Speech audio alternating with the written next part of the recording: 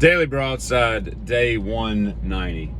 I'm about sick of seeing all these stupid prankster videos with people walking down the aisles of Lowe's and accidentally bump into somebody. I'm gonna tell you right now, some of these little stupid little 17, 19, 22-year-old kids think they're being funny for likes. Are gonna get busted in the mouth. And if you've never been punched in the teeth, it's a good way to find out. And crawling on the Home Depot floor, idiots. That stuff's, there's things that are funny and there's things that aren't funny, and that ain't funny, okay? Because you're basically assaulting people, and you're gonna come across the right person who's gonna assault you immediately back, not just talk shit to you in the aisle. So I don't guess we'll get to see those videos, but yeah.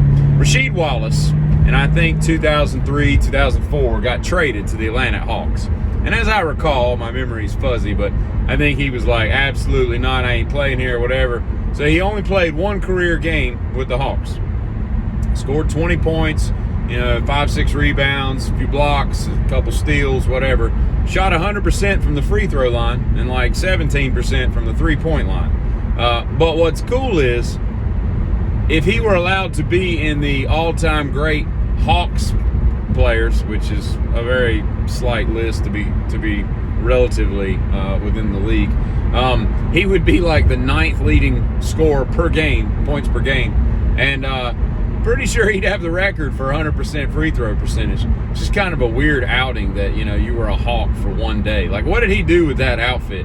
Is that jersey, that game-worn jersey that barely got any sweat on it, just like hanging in his billiard room somewhere?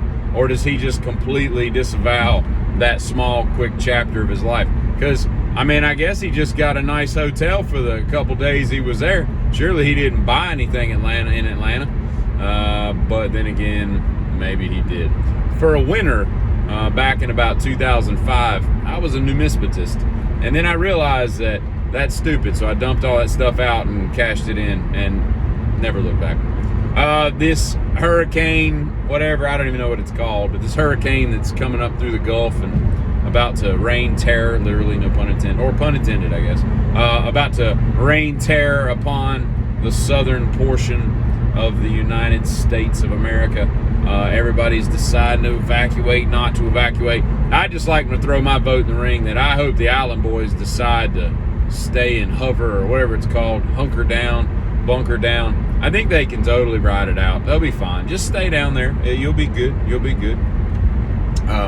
And we won't have to worry about you that much anymore.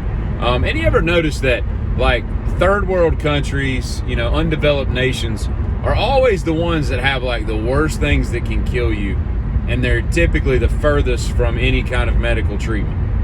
Inland taipans, gaboon vipers, crocodiles, hippopotami, lions, tigers, crates, all these wicked things that will just destroy you in the wild and then eat you while you're still alive, or as you succumb to your illness that eventually kills you. There are hundreds of miles in the bush from what would be considered a hospital, and yet here in the South, there's some bears that'll kind of roam into developed parts of the city or county, but typically speaking, other than rummaging through your trash, they're not really going to attack you. We got copperheads, rattlesnakes, water moccasins, but if you know where you're going and what to look for, they're really not a problem. There's just really not much here that can kill me in the wild. But if there was, I'm always within spitting distance of a hospital. It's weird that the world played out that way, because it seems very, very unfair.